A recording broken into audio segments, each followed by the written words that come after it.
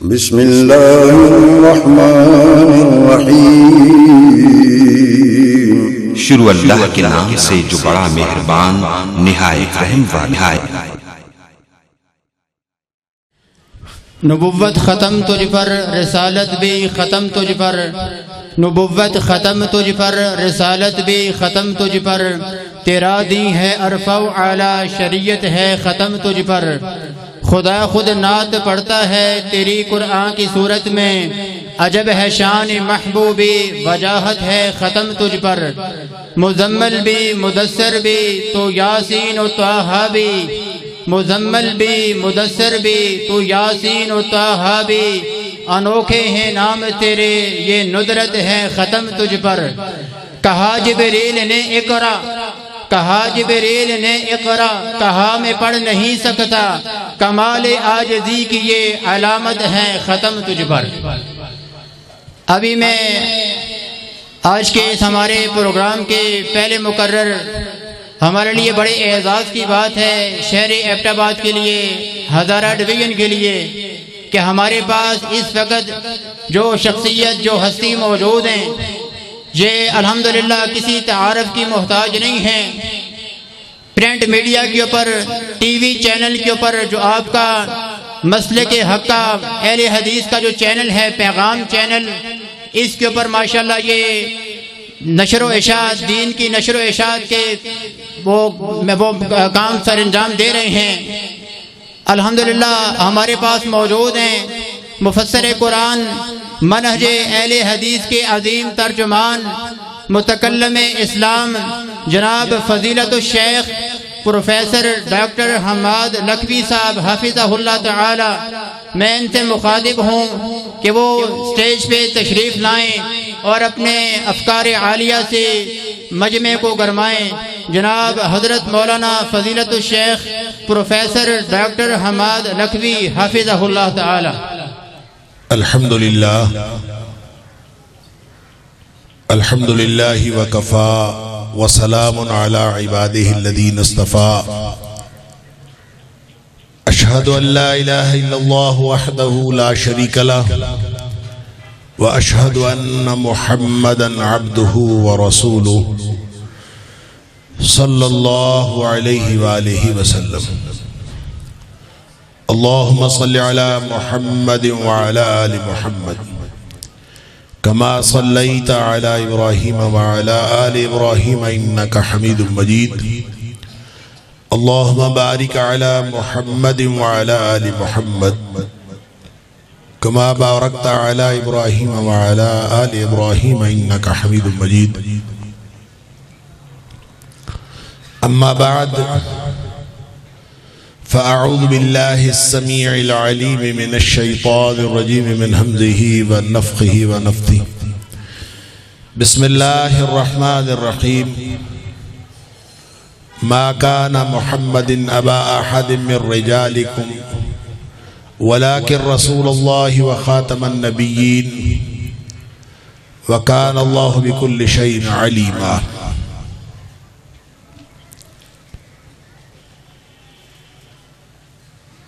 اللہ کریم کا کروڑہا شکر ادا کرنا چاہیے ہم سب کو کہ اس نے ہمیں پیغمبر آخر الزمان اپنے حبیب مصطفیٰ صلی اللہ علیہ وآلہ وسلم کی ختم نبوت کا چوکیدار بنایا ہے۔ امید رکھیں کہ انشاءاللہ قیامت کے دن اللہ جنت الفردوس میں نبی اکرم صلی اللہ علیہ وآلہ وسلم کا ساتھ ہم سب کو نصیب فرمائے۔ ختم نبوت اسلام کے بنیادی عقائد میں سے ایک عقیدہ ہے، اور عقیدے کے بارے میں اور ایمان کے بارے میں بہت بنیادی بات ہم سب کے علم میں ہونی چاہیے کہ ایمان مرکب چیز کا نام ہے۔ ایمان مفرد نہیں، ایمان بسیط نہیں ہے، ایمان مرکب ہے، اس میں کئی اجزاء ہیں۔ توحید بھی ایمان کا حصہ ہے، رسالت بھی ایمان کا حصہ ہے، آخرت بھی ایمان کا حصہ ہے، جنت دوزخ بھی ایمان کا حصہ ہے، ملائکہ اور کتابوں پر ایمان رکھنا بھی ایمان کا حصہ ہے، اور اچھی اور بری تقدیر پر ایمان رکھنا بھی ایمان کا حصہ ہے۔ یہ سارے اجزاء مل کے ایک مرکب چیز بنتی ہے جس کا نام ایمان ہے۔ اور اگر کوئی شخص ایمان کا دعویٰ کرے لیکن ان اجزاء میں سے کسی ایک جز پر ایمان ناقص ہو، باقی ساری اجزاء پر ایمان درست ہو، کسی ایک جز کا ایمان اس کے اندر خرابی پیدا ہو جائے، نقص کا معنی ہوتا ہے خرابی، اگر اس کے اندر کوئی کمی یا خرابی پیدا ہو گئی تو اس کا مطلب یہ نہیں ہے کہ اس کا ایک جز ایمان کا خراب ہے، اس کا باقی کا سارا ایمان بھی ناقابل اعتبار ٹھہرتا ہے۔ مشرکین مکہ کو کیا مسئلہ تھا؟ وہ توحید کو مانتے تھے، وہ اللہ کو مانتے تھے۔ وَلَئِن سَأَلْتَهُمْ مَنْ خَلَقَ السَّمَاوَاتِ وَالْأَرْضَ وَسَخَّرَ الشَّمْسَ وَالْقَمَرَ لَيَقُولُنَّ اللَّهُ، ان سے پوچھو کہ یہ زمین و آسمان کس نے پیدا کیا ہے، یہ سورج چاند کس کے کنٹرول میں ہے، ان کا لازماً جواب یہ ہوگا کہ اللہ ہی سب کچھ کرتا۔ یہ مشرکین مکہ کا عقیدہ ہے۔ اللہ فرماتا ہے فَأَنَّا يُؤْفَكُونَ، پھر الٹے کدھر پھرے جاتے ہیں۔ لہذا اللہ کو ایک ماننے کے باوجود لوگ مشرک ہو سکتے ہیں، اور ان کے عقیدے کی خرابی کیا تھی؟ مَا نَعْبُدُهُمْ إِلَّا لِيُقَرِّبُونَا إِلَى اللَّهِ زُلْفَىٰ، کہ ہم کسی اور کی بندگی اس لیے نہیں کرتے کہ ہم ان کو رب مانتے ہیں، ہم تو اس لیے کرتے ہیں کہ وہ ہمیں اللہ کے قریب کر دیتے ہیں۔ وَيَعْبُدُونَ مِن دُونِ اللَّهِ مَا لَا يَضُرُّهُمْ وَلَا يَنفَعُهُمْ، ایسی چیزوں کی پوجا کرتے ہیں جو نہ فائدہ دیتی ہیں نہ نقصان دیتی ہیں، لیکن جب پوچھیں کہ یہ کیا حرکت کرتے ہو، یہ کیا کرتے ہو، وَيَقُولُونَ هَؤُلَاءِ شُفَعَاؤُنَا عِندَ اللَّهِ، تو وہ کہتے ہیں یہ اللہ کے ہاں ہمارے سفارشی۔ جس طرح اللہ کی ذات بطور خالق یکتا ہے، اسی طرح نبی اکرم صلی اللہ علیہ وسلم کی ذات اقدس مخلوق میں سے سب سے اعلیٰ اور بزرگ ہستی یکتا ہے۔ وہ بطور خالق یکتا ہے، یہ بطور مخلوق یکتا ہے۔ خالق کو ایک ماننے کے باوجود اگر کوئی شخص عقیدے میں خرابی رکھے تو وہ رجسٹرڈ جہنمی ہے، قرآن نے اس کو جہنمی کہا ہے، وہ اللہ اور اس کے رسول صلی اللہ علیہ وسلم کا دشمن ہے۔ کیا خیال ہے اس شخص کے بارے میں جو کہے کہ میں نبی کریم صلی اللہ علیہ وسلم کو رسول مانتا ہوں لیکن نبی پاک صلی اللہ علیہ وسلم کا جو حق رسالت ہے وہ دینے سے وہ گریزہ ہو؟ کبھی وہ ذلی بروزی کا نعرہ لگائے، کبھی کوئی بہانہ بنائے، کبھی ادھر کا بہانہ کبھی ادھر کا بہانہ، کبھی کہے کہ مہر لگتی ہے، کبھی کہے کہ جناب ہم بھی ان کے ماننے والے ہیں، وہ جو مرضی کہے۔ جس طرح اللہ کی ذات کو ایک ماننے کے باوجود مشرکین مکہ رجسٹرڈ جہنمی تھے، اسی طرح نبی اکرم صلی اللہ علیہ وسلم کو ماننے کے باوجود آپ کو رسالت کا حق نہ دینے والا وہ رجسٹرڈ جہنمی۔ لہذا عقیدہ ختم نبوت کسی مولوی یا کسی عالم دین کا عقیدہ یا اس کا مسئلہ نہیں ہے، یہ ہر اس شخص کا مسئلہ ہے جو اپنے آپ کو مومن کہتا ہے، جس نے ایمان سے دستبرداری کا اظہار کر دیا ہو اور جس نے جہنم میں جانے کا ارادہ کر لیا ہو، اس سے ہمیں کوئی غرض نہیں، وہ جائے جہنم میں۔ اگر اس نے فیصلہ کر لیا ہے ہم اس کی ہدایت کی دعا تو کر سکتے ہیں، ہم اس کو دعوت ہدایت تو دے سکتے ہیں، لیکن ہم یہ نہیں سمجھ سکتے کہ اس کا ایمان کے ساتھ کسی بھی قسم کا کوئی تعلق۔ یہ عقیدہ ہے، یہ بنیادی عقیدہ۔ لہذا ایمان یہ کبھی نہ سمجھیں، اس غلط فہمی میں نہ رہیں کہ کسی کا عقیدہ رسالت ناقص ہوا تو کیا ہوا، ان کی توحید تو بہت اچھی ہے، ان کا عقیدہ آخرت تو بہت اچھا ہے۔ سارے کے سارے اجزائے ایمان بہترین ہوں، سارے کے سارے اجزائے ایمان بہترین ہوں، کسی ایک جز کا انکار یا اس میں خرابی سارے کے سارے ایمان کو ناقابل اعتبار بنا دیتے، اس کی توحید کا بھی کوئی اعتبار نہیں۔ اس لیے کہ نبی اکرم صلی اللہ علیہ وسلم آپ جب رسول بنا کے بھیج دیے گئے، دعوت پہنچ گئی، چاہے وہ امت دعوت میں سے ہے، چاہے وہ امت اجابت میں سے ہے۔ مسلم شریف کی حدیث ہے، نبی اکرم صلی اللہ علیہ وسلم نے فرمایا کہ لا يسمع بی احد من هذه الامہ یہودی ولا نصرانی۔ اللہ اکبر، وہ چاہے امت دعوت میں سے ہو، چاہے امت اجابت میں سے ہو، اس کے کان میں یہ بات پڑ گئی کہ اللہ کے رسول صلی اللہ علیہ وسلم تشریف لا چکے ہیں، بھلے اپنے آپ کو یہودی کہلانے والا ہو، بھلے اپنے آپ کو عیسائی کہلانے والا ہو، وہ کسی اور قوم کا ہو، کسی اور نظریے کا ماننے والا ہو، اس تک خبر پہنچ گئی کہ نبی اکرم صلی اللہ علیہ وسلم تشریف لا چکے ہیں۔ بس اللہ اکبر۔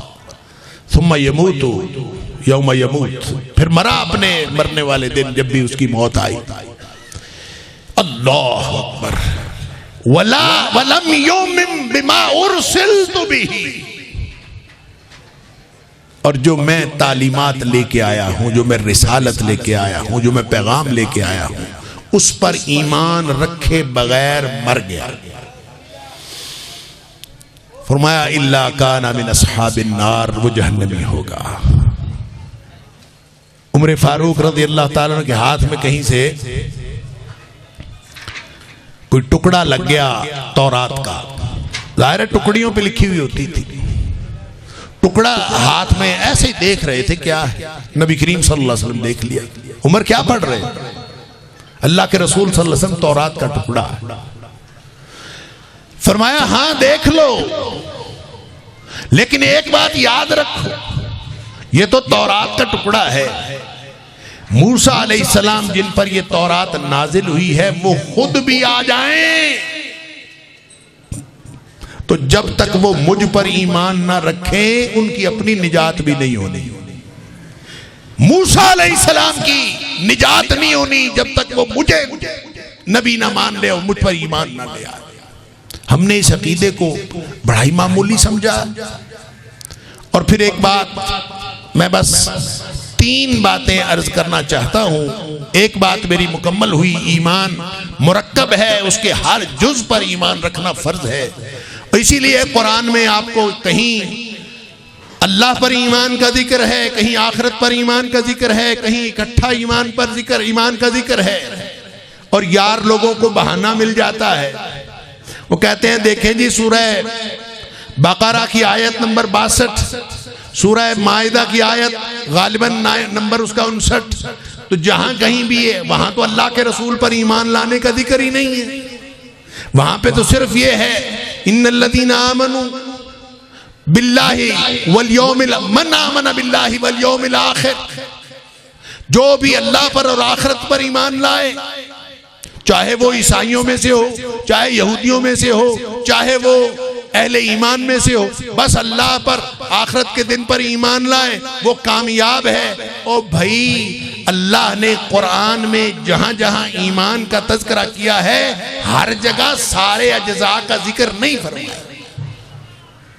پھر سورہ شورى کے اندر اور سورہ الحدید کے اندر اللہ کریم نے صرف نبی پاک صلی اللہ علیہ وسلم پر ایمان لانے کا ذکر بھی فرمایا۔ تو جہاں صرف نبی پاک صلی اللہ علیہ وسلم پر ایمان لانے کا ذکر ہے اس کا یہ مطلب نہیں ہے کہ اللہ پر اور آخرت پر ایمان نہیں رکھنا۔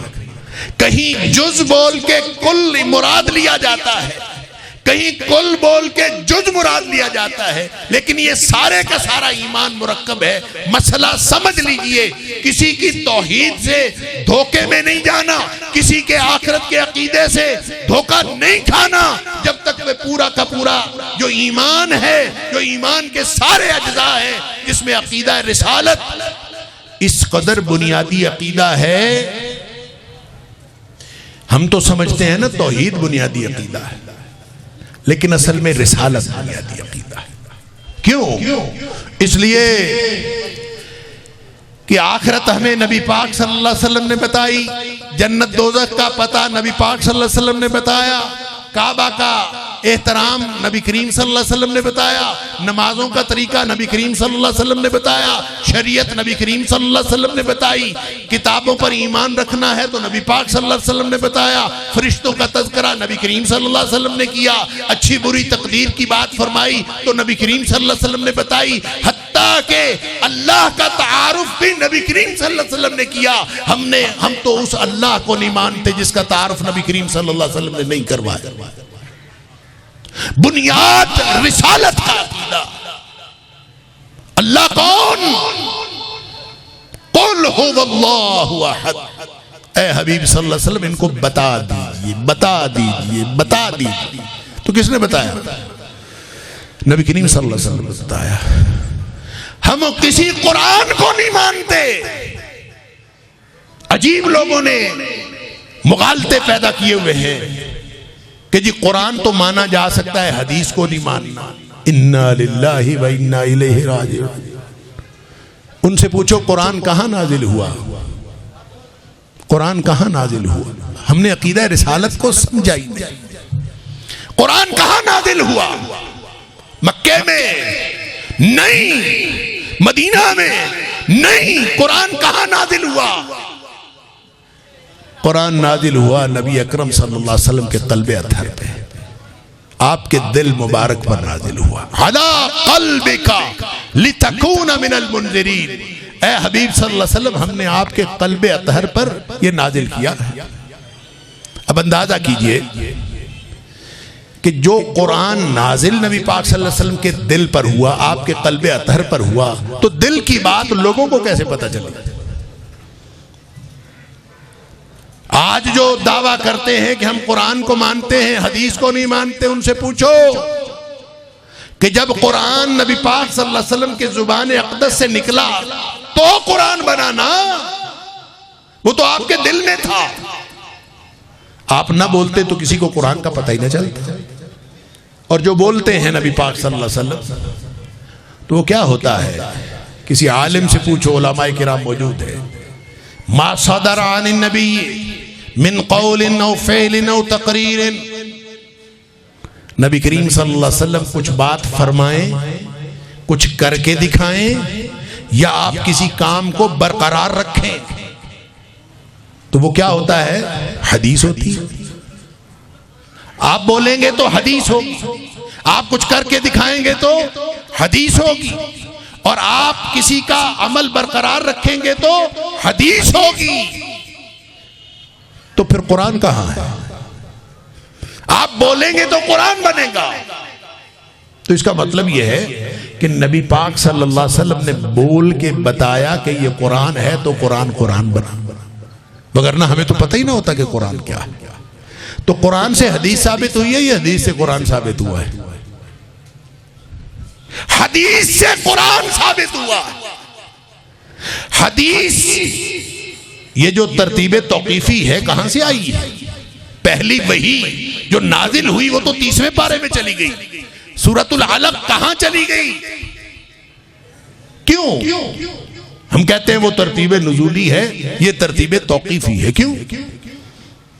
وہ کہتا ہے جی قرآن کی آیات یہ بھی ایک سپر نیچرل تعداد بتائی ہوئی ہے 6666، غلط تعداد ہے۔ قرآن کی آیات کی تعداد 6666 نہیں ہے، جہاں بھی لکھا ہے غلط لکھا ہے۔ قرآن کی آیات کی تعداد ہے 6234 یا 235 یا 236۔ سمجھنا اور سمجھانا یہ چاہ رہا ہوں کہ یہ جو 234 کیوں ہیں، 235 کیوں ہیں اور 236 کیوں، یہ جو اختلاف ہے یہ بھی اس وجہ سے ہے کہ کسی جگہ پہ صحابی کہتا ہے میں نے نبی پاک صلی اللہ علیہ وسلم کو پڑھتے ہوئے سنا، آپ نے یہاں پہ توقف فرمایا، اور کسی جگہ صحابی کہتا ہے میں نے پڑھتے ہوئے سنا تو آپ نے توقف نہیں فرمایا۔ تو قرآن کی ترتیب بھی نبی پاک صلی اللہ علیہ وسلم کی روایت پر موقوف ہے، آپ کی حدیث پر موقوف ہے۔ قرآن کی ترتیب بھی کوئی ترتیب نہیں ہے جب تک نبی پاک صلی اللہ علیہ وسلم کی حدیث نہ ہو۔ ہم نے پتہ نہیں کہاں سے سن لیا کہ جی حدیث اس کی خیر ہے، بس قرآن کو ماننا۔ انا للہ و انا الیہ، نمازیں گئیں، روزے گئے، طریقہ کار حج کا گیا، ہر چیز گئی، شریعت باقی بچتی کہاں ہے اگر نبی پاک صلی اللہ علیہ وسلم نہ ہو؟ رہ گیا عقیدہ ختم نبوت۔ تو سن لیجئے، دوسری بات عرض کرنے لگا ہوں، کوشش کرتا ہوں اللہ تعالیٰ مجھے توفیق عطا فرمائے، میں بھی سمجھ لوں اور آپ بھی سمجھ لیں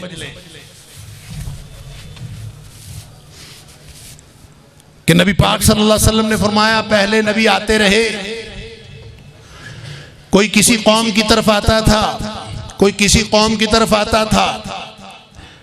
ظاہر ہے جب ایک قوم کی طرف نبی آیا تو دوسری قوم کی طرف کوئی اور نبی آ گیا، جو ایک جگہ آیا ہوا ہے دوسری جگہ خالی ہے وہاں کوئی اور آ گیا، اور فرمایا کہ مجھے بعثت الی الناس کافہ یا الی کافۃ للناس، جب مجھے مبعوث کیا گیا تو تمام انسانوں کی طرف مبعوث کیا۔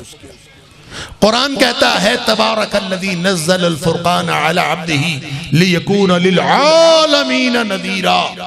اے حبیب صلی اللہ علیہ وسلم، آپ پر قرآن نازل کرنے والی، اپنے بندے پر، اپنے حبیب پر قرآن فرقان نازل کرنے والی ذات بڑی بابرکت ہے جس نے یہ قرآن نازل کیا۔ اس لیے نازل کیا تاکہ آپ تمام جہانوں کے لیے ڈرانے والے بن جائیں، گویا آپ کی جو نبوت اور رسالت ہے وہ عالمگیر۔ پھر قرآن نے کہا قل انی رسول اللہ الیکم جمیعا، اے حبیب صلی اللہ علیہ وسلم آپ فرما دیجئے میں تم سب کی طرف اللہ کا رسول ہوں۔ اور پھر قرآن نے یہ کہا وَمَا أَرْسَلْنَاكَ إِلَّا كَافَةً لِلنَّاسِ، اے حبیب صلی اللہ علیہ وسلم آپ کو ہم نے تمام کے تمام انسانوں کی طرف بھیجا ہے۔ یوں لگتا ہے کہ جگہ نہیں بچی۔ پھر فرمایا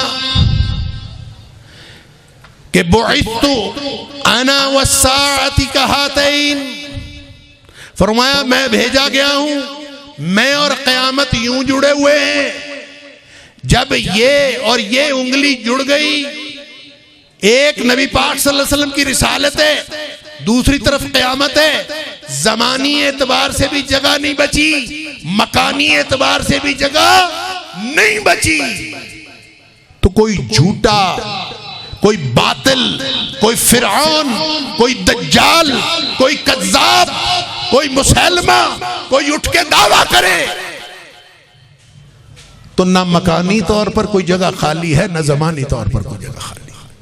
اور اس ساری باتوں کا خلاصہ اللہ اکبر وہ مسلم شریف کی حدیث میں نبی پاک صلی اللہ علیہ وسلم نے بتا دیا۔ سبحان اللہ، فرمایا فضلت علی الانبیاء بست، مجھے دیگر انبیاء کے اوپر 6 باتوں میں فضیلت دی گئی ہے۔ اس میں آپ نے جو 4 باتیں فرمائیں وہ تو دوسری حدیث میں بھی ہیں۔ فرمایا اوتیت جوامع الکلم، مجھے کلام کی جامعیت دی گئی ہے۔ نصرت بالرعب، مجھے اللہ تعالیٰ نے ایک ایسا رعب عطا فرمایا جو دوسری حدیث میں فرمایا نصرت بالرعب مسیرۃ شہر، میں 1 مہینے کی مسافت پہ ہوتا ہوں، میرا دشمن اس کی ٹانگیں کانپ رہی ہوتی ہیں میرے رعب سے۔ یہ اللہ نے نبی پاک صلی اللہ علیہ وسلم کو ایک رعب عطا فرمایا دشمن کے اوپر۔ احلت لی الغنائم، میرے لیے، میری امت کے لیے مال غنیمت حلال کر دیا گیا۔ اور چوتھی بات فرمائی کہ جعلت لی الارض مسجدا وطہورا، میرے لیے، میری امت کے لیے روئے زمین، ساری زمین مسجد بنا دی گئی، جہاں مرضی 3 لوگ اکٹھے ہوں جماعت کرا دیں، جہاں مرضی مسلح بچھائیں، پاک زمین ہو، اس کے اوپر گندگی غلاظت نہ ہو، جہاں مرضی نماز پڑھیں، پڑھ سکتے۔ اور 5ویں بات فرمائی، سن لیجئے، غور سے سن لیجئے، یہ ہے ہمارے موضوع سے متعلق، اور یہ ہے خلاصہ ان ساری باتوں کا جو قرآن میں آئیں، عالمگیریت کے اعتبار سے، زمانی اور مکانی، نبی اکرم صلی اللہ علیہ وسلم کی زمانی اور مکانی نبوت کی وسعت کے اعتبار سے۔ فرمایا ارسلت الی الخلق کافہ وختم بی النبیون۔ اللہ اکبر، ختم نبوت کا عقیدہ سمجھ لیجئے، نبی پاک صلی اللہ علیہ وسلم نے سمجھانے میں کوئی کسر نہیں چھوڑی۔ ارسلت الی الخلق کافہ وختم بی النبیون،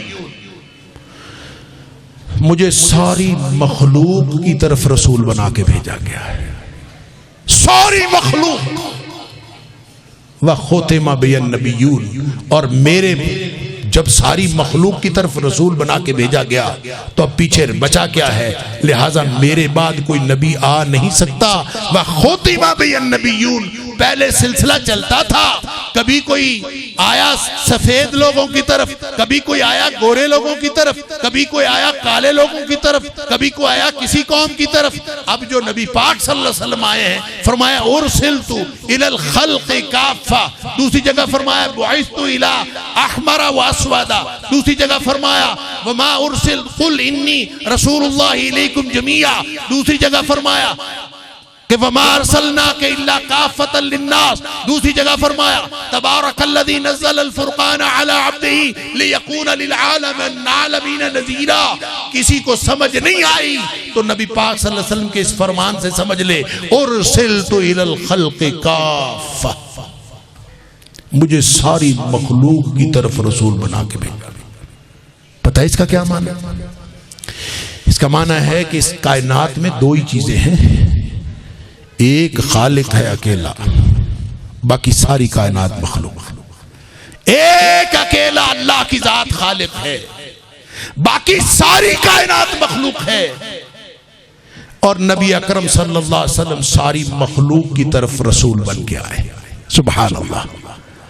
لہذا جب ساری مخلوق، اس میں آدم علیہ السلام سے لے کر قیامت تک آنے والے ہر انسان وہ بھی شامل، پہلے جن سے لے کر آخر جن تک بھی شامل، سارے کے سارے حیوانات شامل، اشجار شامل، سمندروں کی مخلوق شامل، بری مخلوق شامل، آسمانوں کی مخلوق شامل، فرشتے شامل، سارے ہی شامل۔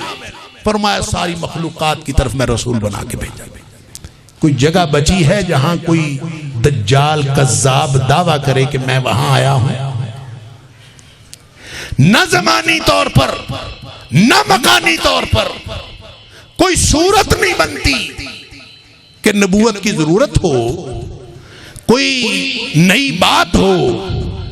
نبی اکرم صلی اللہ علیہ وسلم دیکھیں، 2 یا تو کوئی جگہ خالی ہو تو کسی ضرورت پڑے کسی مصلح کی، ضرورت پڑے کسی مجدد کی، ضرورت پڑے کسی ذلی بروزی کی، کسی دجال کذاب کی۔ آپ کو معلوم ہے جو مسیلمہ کذاب تھا نا، جس نے نبی کریم صلی اللہ علیہ وسلم کی زندگی میں نبوت کا دعویٰ کیا تھا، ویسے تو نبی پاک صلی اللہ علیہ وسلم نے فرمایا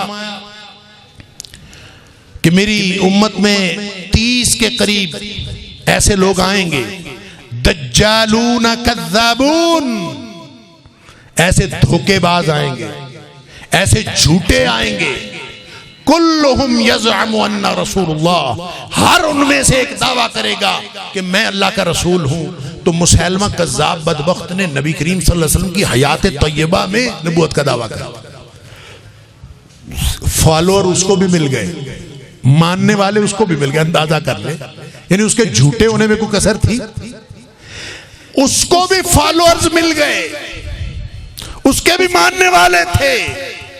اور اس بدبخت نے جو نبی پاک صلی اللہ علیہ وسلم کو خط لکھا تھا، اس نے یہی لکھا تھا کہ ایسا کرتے ہیں کہ تھوڑی سی زمین مجھے دے دو، آدھی زمین پر نبوت میری اور آدھی پر آپ کی، یہ مسیلمہ کذاب نے خط لکھا تھا نبی کریم صلی اللہ علیہ وسلم. اس وقت کو نہیں پتا کہ نبی اکرم صلی اللہ علیہ وسلم سے پہلے تو یہ بٹوارا ہو سکتا تھا.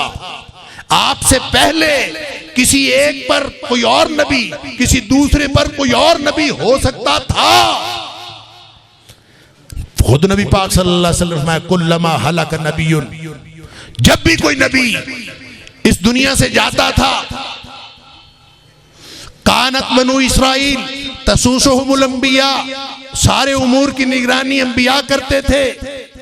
کوئی بھی نبی اس دنیا سے جاتا تھا، کلما ہلک نبی خلفہ نبی، کوئی بھی جاتا تھا، کوئی ایک نبی فوت ہوتا تھا، وہ اس دنیا سے چلا جاتا تھا، اس کی جگہ نیا آ جاتا تھا. وَلَكِنْ لَا نَبِيَّ بَعْدِي، اب گنجائش نہیں بچی قیامت تک کے لیے زمانی اعتبار سے اور ساری مخلوق مکانی اعتبار سے، نہ زمان میں نہ مکان میں. لہذا جو بھی دعویٰ کرے اس دھرتی سے اتر کر دعویٰ کر لے تو کر لے.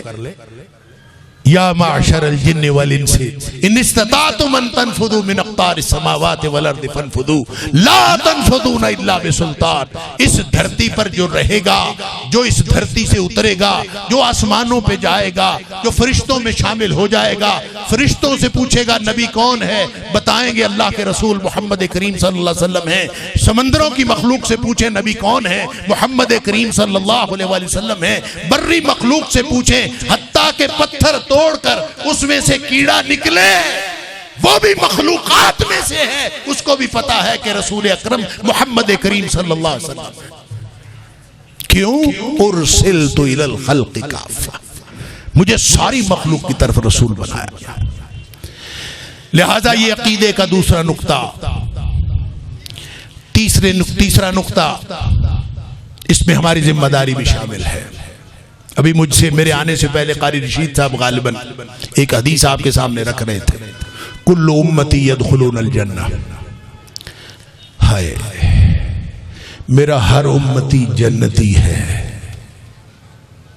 کل امتی یدخلون الجنہ، میرا ہر امتی جنتی ہے. یہ کوئی چھوٹی بات ہے. اگر ہم امتی ہیں تو ہم جنتی ہیں انشاءاللہ، یہ گارنٹی ہے نبی کریم صلی اللہ علیہ وسلم. نبی پاک صلی اللہ علیہ وسلم کا امتی ہونا کوئی چھوٹی بات.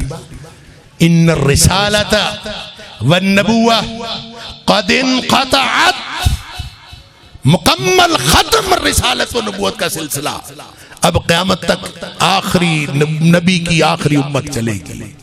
یہ امت، اس کو اللہ نے اتنا، نبی پاک صلی اللہ علیہ وسلم کی امت ہے نا، اس کو اللہ نے اتنا نوازا کہ نبی کریم صلی اللہ علیہ وسلم نے فرمایا سن لو میرے امتیو، کل امتی یدخلون الجنہ، میرا ہر امتی جنتی ہے. امتی ہے تو جنتی ہے، چھوٹا اعزاز. لیکن ساتھ فرما دیا الا من ابا، وہ جنتی نہیں ہے جس نے انکار کر دیا. اب انکار کس سے کیا؟ ہم کہتے ہیں ترجمہ کرتے ہوئے کہ اس نے جنت میں جانے سے انکار کیا. ہو سکتا ہے یہ بھی ٹھیک ترجمہ ہے، لیکن یہ ترجمہ بھی ہو سکتا ہے کہ اس نے امتی ہونے سے انکار کیا. ایک ہی بات، جس نے امتی ہونے سے انکار کیا ایسے ہی ہے کہ اس نے جنتی ہونے سے انکار کیا، کیونکہ امتی ہے تو جنتی ہے. لہذا میں اس حدیث کا جو اگلا حصہ ہے وہ عرض کرتا ہوں بالکل اپنی گفتگو کے اختتام پر. لیکن ہم امتی ہیں کہ نہیں، اس کی طرف ذرا توجہ کر لیں. اللہ کرے کہ ہمارا عقیدہ رسالت ٹھیک ہو جائے.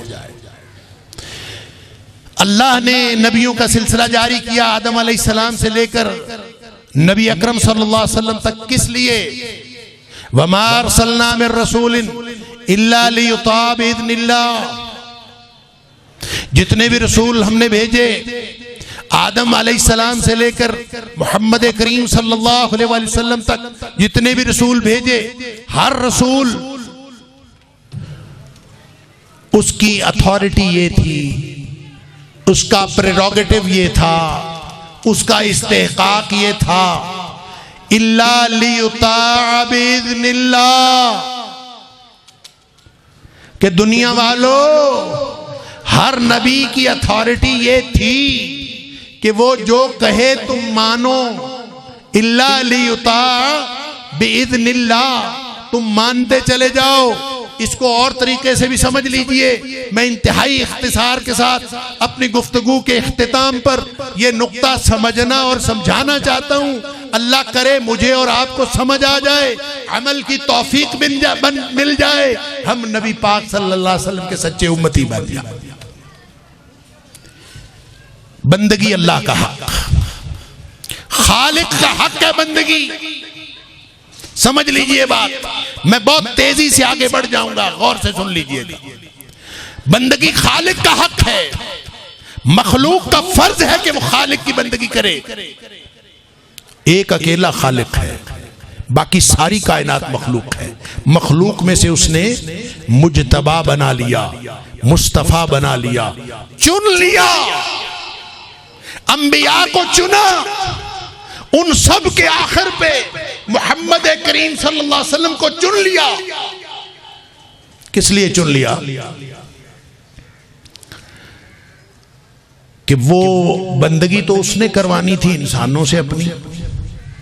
بندگی کے دو مظاہر ہوتے ہیں، بندگی دو طریقے سے کی جاتی ہے۔ ایک اطاعت ہوتی ہے، تعمیل حکم کا نام۔ اطاعت کا معنی ہوتا ہے کہ کوئی حکم دیتا جائے دوسرا مانتا جائے، یہ اطاعت ہوتی ہے۔ اور ایک مظہر ہوتا ہے اتباع۔ اتباع کا معنی ہوتا ہے نقش قدم پر چلنا، فالو کرنا۔ لہذا بندگی کے دو ہی مظاہر ہیں، ایک اطاعت ہے، ایک اتباع ہے۔ اطاعت اللہ کی بھی ہو سکتی ہے، یا ایھا الذین آمنوا اطیعوا اللہ واطیعوا الرسول، اللہ کی اطاعت کرو، اللہ کا حکم مانو، اور اللہ کے رسول صلی اللہ علیہ وسلم کا بھی حکم مانو۔ لیکن جو اتباع ہے، نقش قدم پہ چلنا، وہ اللہ کا ہو سکتا ہے؟ نہ اللہ ہمارے سامنے ہمیں نظر آتا، وہ آتا ہی نہیں نظر۔ لا تدرک الابصار، لا تدرک الابصار وہو یدرک الابصار۔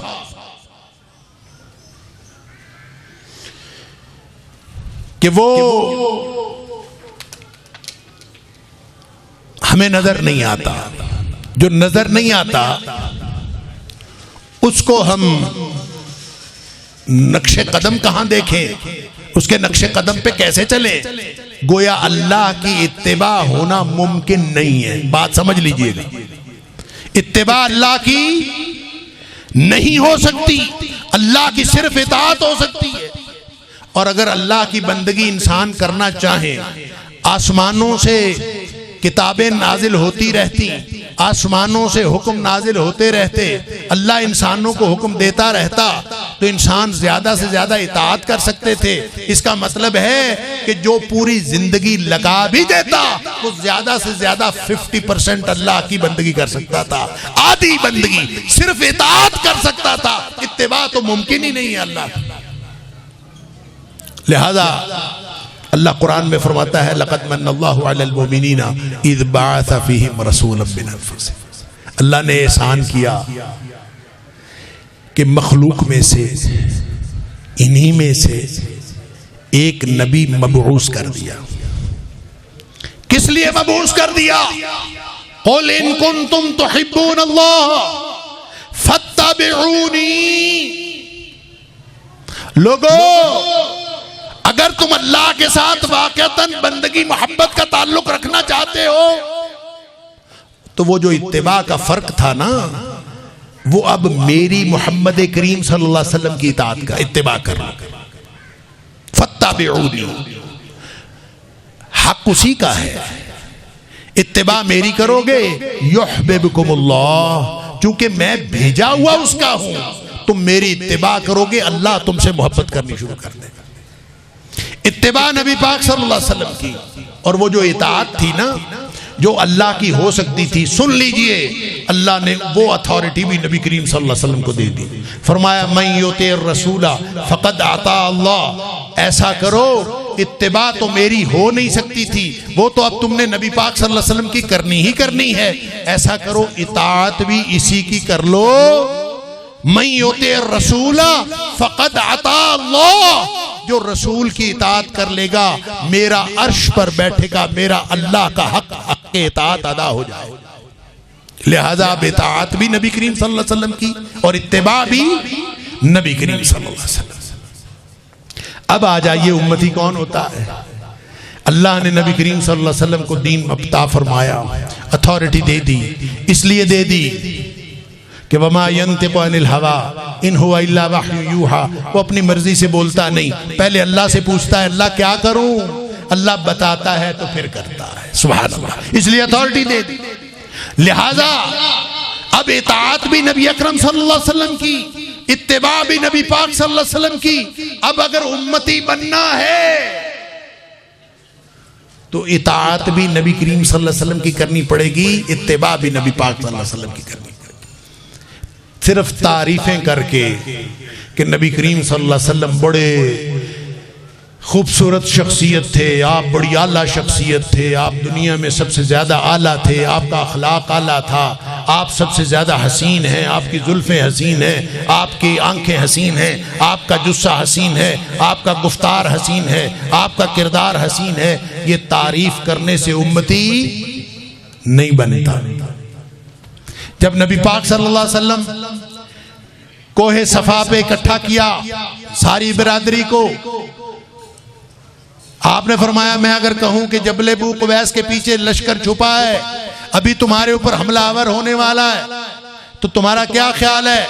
ابو لہب نے بھی کہا مانتے ہیں، اس لیے کہ آپ نے کبھی پوری زندگی غلط بیانی نہیں کی، جو آپ فرما رہے ہیں ہم مانتے ہیں، واقعی لشکر چھپا ہوا ہوگا. ابو لہب نے بھی مانا، ابو جہل نے بھی مانا، سب نے مانا، سب نے صادق بھی کہا، سب نے امین بھی کہا. امانتیں آپ کے پاس رکھوائیں، آپ کی جو صداقت، امانت، دیانت، کردار، ہر چیز پر اعتبار کیا. لیکن جب نبی کریم صلی اللہ علیہ وسلم نے فرمایا نا کہ قولوا لا الہ الا اللہ، تو نہ ابو جہل نے مانا نہ ابو لہب نے مانا. جب وہ تعریف کر رہے تھے، جب وہ کہہ رہے تھے کہ آپ سے اچھا کوئی نہیں، وہ امتی بن گئے؟ نہیں بنے. جب تک وہ نبی کریم صلی اللہ علیہ وسلم کی بات نہیں مانتے اس وقت تک وہ امتی نہیں بنتے. جدید دور میں سیرت پر کس کس نے لکھا تفصیل کا موقع نہیں ہے. عیسائیوں نے لکھا، ہندوؤں نے لکھا، یہودیوں نے لکھا، غیر مسلموں نے لکھا، دہریوں نے لکھا. اور وہ مائیکل ہارٹ جو عیسائی ہے، اس نے 100 بندوں کی کتاب لکھی کہ دنیا میں جو سب سے اعلیٰ، جس نے سب سے زیادہ شخصیت کے اعتبار سے اس دنیا پر اثر ڈالا، وہ نمبر 1 نبی اکرم صلی اللہ علیہ وسلم کی ذات ہے. بتاؤ وہ یہ لکھنے کے بعد امتی بن گیا کہ نہیں بن گیا؟ کیرن آرمسٹرانگ نے 2 کتابیں لکھی، 1996 میں لکھی، پھر 2006 میں لکھی. کتابیں سیرت پر ہیں، لیکن بتاؤ وہ امتی بن گئی کہ نہیں بن گئی؟ نہیں بنی. اس لیے کہ جتنی مرضی تعریفیں کر لیں، نبی پاک صلی اللہ علیہ وسلم کی ذات کو ماننے سے امتی نہیں بنتا، آپ کی بات کو ماننے سے امتی بنتا. لہذا فرمایا اب نبی پاک صلی اللہ علیہ وسلم نے وہ جو کچھ آپ کو اتھارٹی ملی تھی آپ نے آگے کنوے کر دی. سن لیجئے، میں اپنی بات مکمل کرنے والا ہوں. صحابہ کو بلایا، 1,40,000 یا کم و بیش صحابہ جمع تھے خطبہ حجۃ الوداع کے موقع پر. حل بلغتکم، کیا میں نے تمہیں اللہ کا دین پہنچا دیا ہے؟ سب نے کہا پہنچا دیا. قد بلغتا وادیتا ونصحتا، آپ نے پہنچانے کا حق ادا کر دیا، ہماری خیر خواہی کا حق ادا کر دیا. اللہ سے گواہی لی، اللہم اشہد، اللہم اشہد، اللہم اشہد. اللہ تو بھی گواہی دے دے، تو بھی گواہ ہو جا، میں نے سب کچھ پہنچا دیا ہے. پہنچانے کے بعد اللہ نے بھی گواہی دی، الیوم اکملت لکم دینکم واتممت علیکم نعمتی ورضیت لکم الاسلام دینا. اللہ کی طرف سے گواہی آنے کے بعد فرمایا فَلْيُبَلِّغِ الشَّاهِدُ الْغَائِبَ، ایسے کرو جو موجود ہو نا یہ قیامت تک جو لوگ آئیں گے ان تک میرا دین پہنچاتے رہنا. لہذا ختم نبوت کے جلسے میں آنے والوں، یہ حق نبی اکرم صلی اللہ علیہ وسلم کا ہے کہ آپ جو کہیں وہ قانون ہے، آپ خاموش رہیں تو قانون ہے، آپ کر کے دکھائیں تو قانون ہے، آپ ہاں کہہ دیں تو قانون ہے. لہذا قیامت تک نبی اکرم صلی اللہ علیہ وسلم کے علاوہ کوئی ہستی ایسی نہیں ہو سکتی جس کا کہا ہوا قانون ہو. اگر اس کو مانتے ہو تو تم امتی ہو، اگر یہ مانتے ہو کہ کوئی اور بھی ہستی ہو سکتی ہے جس کا کہا ہوا قانون ہو، کسی اور کی ہاں اور نہ میں بھی قانون بنتا ہے، تو آپ نے بھی ختم نبوت پر ڈاکہ ڈالا ہے. صرف ان بدبخت قادیانیوں نے نہیں ڈالا، ہر اس شخص نے نبی پاک صلی اللہ علیہ وسلم کے حق رسالت پر ڈاکہ ڈالا ہے جس نے نبی کریم صلی اللہ علیہ وسلم کے بعد آج تک یا آج کے بعد قیامت تک کسی کو بھی سمجھا ہے کہ یہ قانون کا ماخذ ہے، اس کا کہا ہوا قانون ہے، اس کی بات مانی جا سکتی ہے، اس کی بات قابل اطاعت ہے. قابل اطاعت بات صرف نبی پاک صلی اللہ علیہ وسلم کی ہوتی ہے. میرے والد صاحب ہوں، میرے دادا جی ہوں، میرا بڑا ہو، آپ کا بڑا ہو، آپ کے دادا جی ہوں، جتنے مرضی سنت کے پابند ان کا کہا ہوا قانون نہیں ہو سکتا. وہ اگر کہیں وہ نبی کریم صلی اللہ علیہ وسلم کی بات بتائیں تو ٹھیک ہے. لہذا سن لو، امتی بننا ہے تو آج عہد کر کے اٹھو. آج کے بعد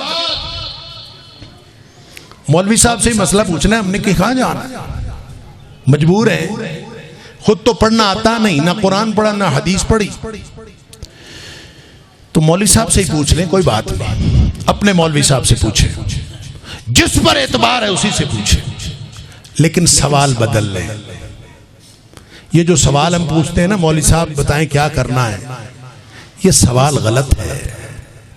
اس لیے کہ مولوی صاحب کیا اتھارٹی ہیں بھائی. امام مالک علیہ رحمہ کے پاس ایک شخص آیا، اس نے کہا حضرت وضو کا طریقہ بتا دیں.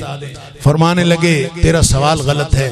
حضرت وضو کا طریقہ بتا دیں، سوال غلط ہے. حضرت وضو کا طریقہ بتا دیں، سوال غلط ہے. حضرت میں کیا کروں، مجھے وضو کا طریقہ سیکھنا.